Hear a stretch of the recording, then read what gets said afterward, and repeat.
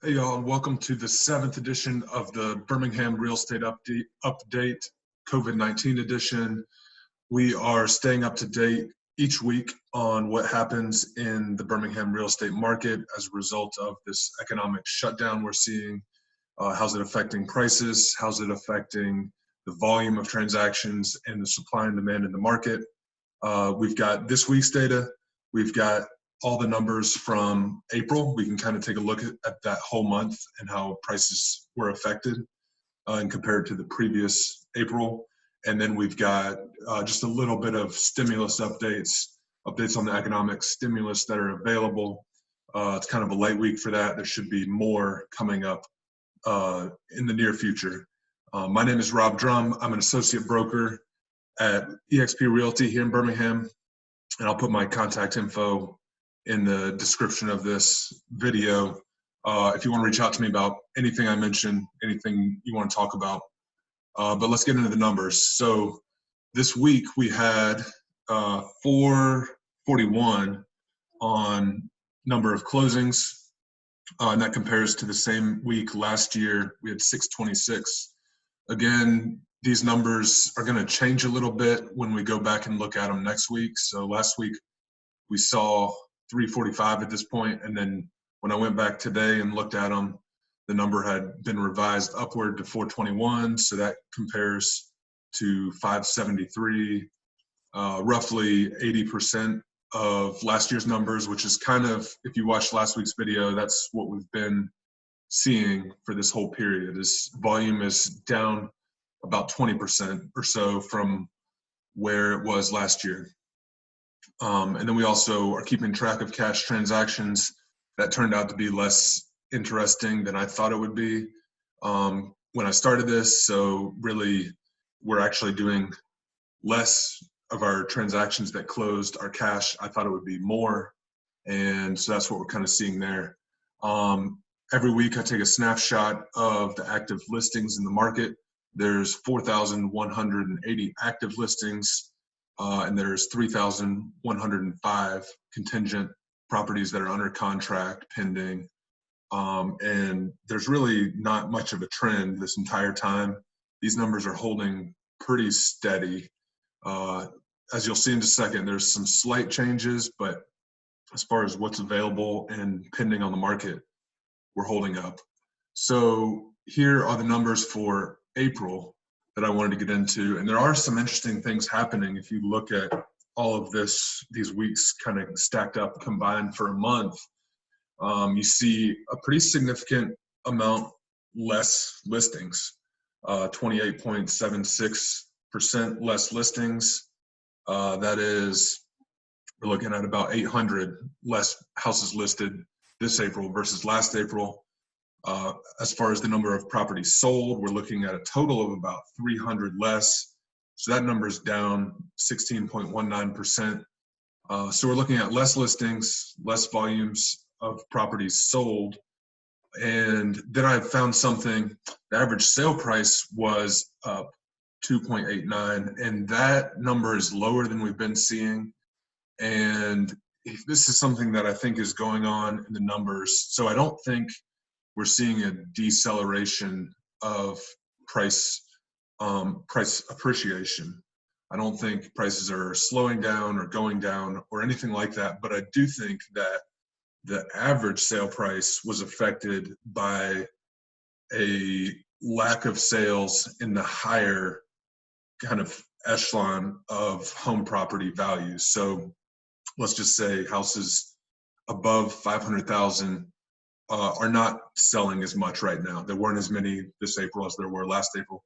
And I should probably look into that more, but I can tell you that just talking to other agents, that's something that they're seeing in the market is it's a lot more normal in that below 500, below 400 level, and still very aggressive in that range. Still a ton of buyer demand. And so I think as soon as there's some issues with the jumbo mortgage market that are probably causing that in the higher end as much as anything, it's probably has to do with financing as much as demand and as much as borrower capabilities. But and I think that'll get resolved pretty soon. But that made me want to look at the median sale price, which is really more accurate anyways, generally in real estate, because it doesn't get thrown off by really high numbers or really low numbers. So on a median basis, our prices were up 8.22%, which is right in line with what I would have expected, what we've been seeing for the last couple months. And so I think that's probably a more accurate picture. And you're also seeing the list price versus the sale price from last year. This year, homes are selling about 0.5% closer to list price. And just talking to other realtors and in my own properties contracts that properties that my clients have under contract, either on the buy side or the sell side, we're looking at almost all of them are at list or above list. And that is consistent with what I'm hearing from other realtors. I mean, almost everything is at list or above list. And so that's how you get this kind of bump, which is a sign of a strong market, sign that everything is still strong, and that prices should be going up. It's hard for them to go down when everyone always is paying the list price to buy. And again, I also looked at average and median days on market. They just continue to go down year over year, which again is still a strong a strong market. So really, April was interesting. You could see some effects. They're kind of just echoing the effects that I thought we would see. That number right there is probably the most interesting, but I really think it has to do with the higher end of the market being affected by this whole thing. So from a stimulus perspective, kind of a light week. We'll just kind of jump in. The SBA loans are still kind of cranking along. I think as of the day you're watching this, PPP loans are either going to run out today or very soon.